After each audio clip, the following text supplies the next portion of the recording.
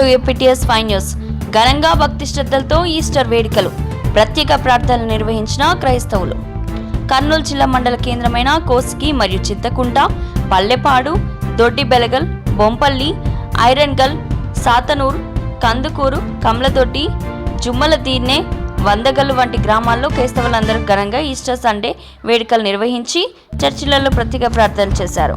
CSI, Roman Catholic, యేసుకృప ప్రార్థన మందిరం వంటి చర్చిల పాస్టర్లు Rajaratnam, Prem Kumar, Devaputra, father Jacob, Tony, Seenu, Sadanand, Chetanand, శాంతమూర్తిలు తమ తమ చర్చిలలో వాక్యాన్ని బోధిస్తూ యేసుక్రీస్తుడు సజీవుడిగా సేవ చేసిన దినములలో చెప్పినట్లుగాని ఆయన మరణంను జయించి పునరుత్థానుడైన ఆదివారం తెల్లవారుచుండగానే మహిళలు సమాధిని దర్శించగా యేసు లేచి ఉన్నాడని, యేసుక్రీస్తు పునరుత్థానమును జీవమునై ఉన్నాడు.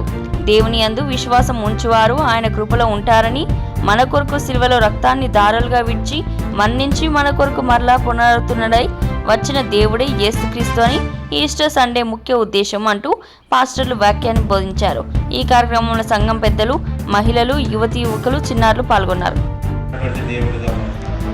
కనుక ప్రియులారా, యేసుక్రీస్తు ప్రభువారు ఆయన చనిపోవడానికి గల కారణం ఏమిటంటే మనలను బ్రతికించడానికి, పాపం అనేటువంటి పరిస్థితులన్నిటిలో నుండి ఆయన మనల్ని విడిపించడానికి యేసుక్రీస్తు ప్రభువారు సజీవునిగా ఆయన లేచాడు. సజీవమైనటువంటి దేవుని కుమారునిగా, సజీవమైనటువంటి వారు ఈ లోకములో ఎవ్వరు కూడా మరణించి తిరిగి లేచిన వారు లేరు, కానీ ఒక్కరే ఒకరు, ప్రభు అయిన యేసుక్రీస్తు ఒక్కటే. అందుకనే ఇచ్చినటువంటి దినం. కనుక మన హృదయాలలో కూడా దేవునికి ఇష్టకరంగా ఉండాలనంటే దేవుని యొక్క వాక్యము చేతను, అదే రీతిగా దేవుని యొక్క సన్నిధిలో ప్రార్థన చేతను మన హృదయాలను ప్రభు కొరకు మనం ఉంచినట్లయితే ఎంత బాగుంది. కనుక యేసుక్రీస్తు ప్రభువారు మనందరి పాపము నిమిత్తమైన కలువరి శిలువలో రక్తమును కార్చి ప్రాణమును పెట్టిన గొప్ప దేవుడుగా ఉన్నాడు. అందుకని చనిపోయిన వారిని సహితము ఆయన తిరిగి లేచినటువంటి దేవుడు, చనిపోయిన వారిని ఆయన తిరిగి లేపినటువంటి దేవుడు.